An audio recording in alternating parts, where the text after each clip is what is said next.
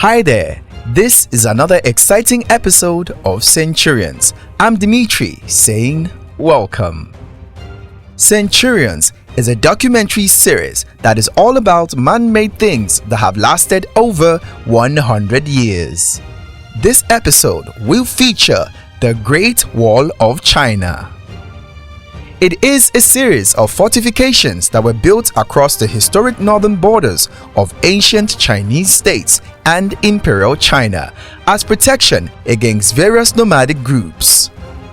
Several walls were built from as early as the 7th century BC, with selective stretches later joined by King Shi Huang from 220 to 206 BC, the first emperor of China. Little of the wing walls remains. Later on, many successive dynasties built and maintained multiple stretches of border walls. The best known sections of the wall were built by the Ming Dynasty from 1368 to 1644. Apart from defense, other purposes of the Great Wall have included border controls, allowing the imposition of duties, regulation or encouragement of trade, and the control of immigration and emigration.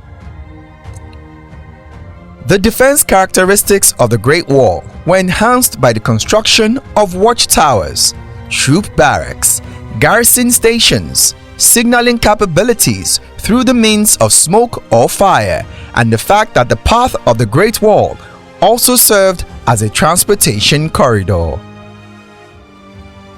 The frontier walls built by different dynasties have multiple courses.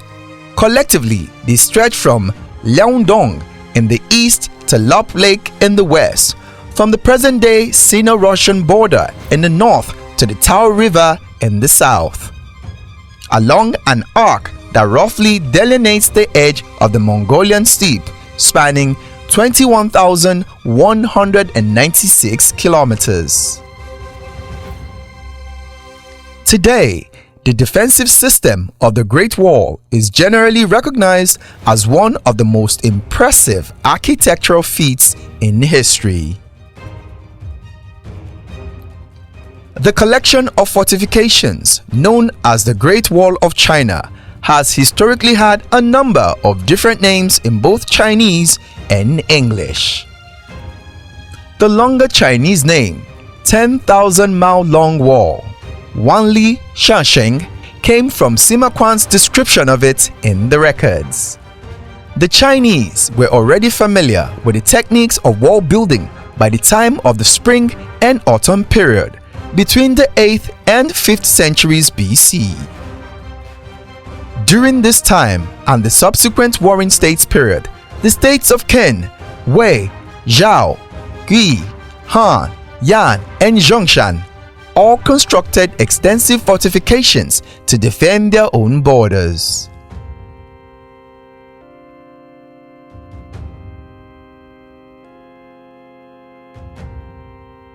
Built to withstand the attack of small arms such as swords and spears, these walls were made mostly of stone or by stamping earth and gravel between board frames.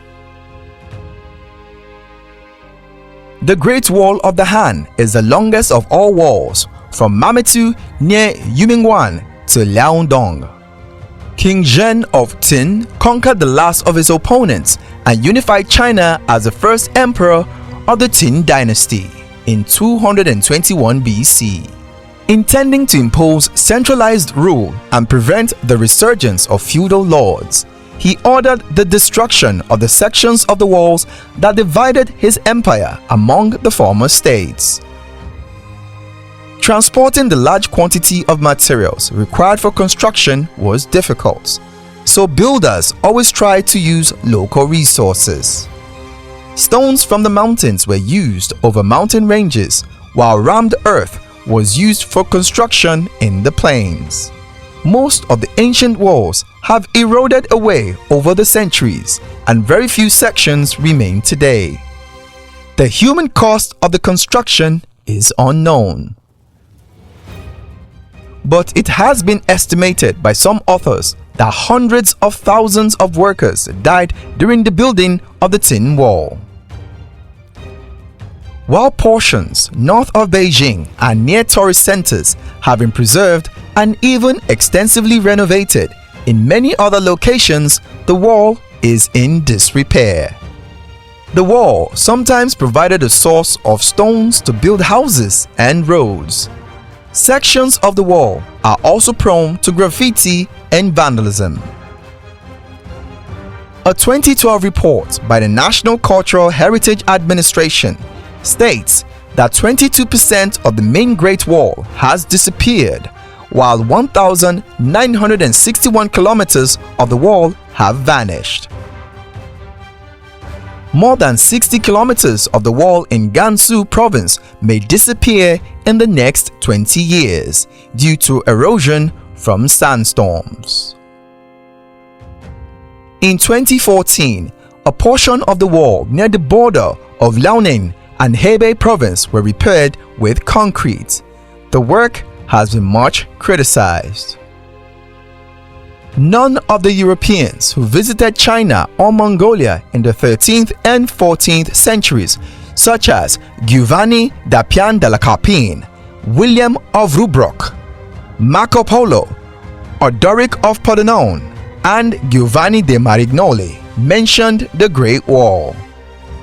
The North African traveler Ibn Battuta, who also visited China during the Yuan dynasty in 1346, had heard about China's Great Wall, possibly before he arrived in China. He wrote, "The wall is 60 days' travel from Zheitun, modern-day Guangzhou." In his travelogue, "Give to those who contemplate the wonders of cities and the marvels of traveling." However, Ibn Battuta could find no one who had either seen it or knew of anyone who had seen it, suggesting that although there were remnants of the wall at the time, they were not significant. Contrary to popular belief, the Great Wall of China cannot be seen by the naked human eye from space. It is still ingrained in popular culture. The width of the Great Wall from the moon would be the same as that of a human hair viewed from 3 kilometers away. One of the earliest known references to the myth that the Great Wall can be seen from the moon appears in a letter written in 1754 by English antiquary William Stukeley. Before the use of bricks, the Great Wall was mainly built from rammed earth, stones, and wood. During the Ming Dynasty, however, bricks were heavily used in many areas of the wall, as were materials such as tiles and limestone. The size and weight of the bricks made them easier to work with than earth and stone, so construction quickened. Additionally, bricks could bear more weight and endure better than rammed earth. Sticky rice mortar, consisting of sticky rice soup mixed with slaked lime, were extensively used to hold bricks together. No human bones or body parts were ever incorporated in the mortar or any part of the wall, contrary to what legend says. Communication between the army units along the length of the Great Wall, including the ability to call for reinforcements and warn garrisons of enemy movements, was of high importance. Thank you so much for sticking around on this episode of Centurions, where we featured the Great Wall of China. Do me a favor, please like, subscribe, and share. I'm Dmitri, saying thank you for watching and see you next time.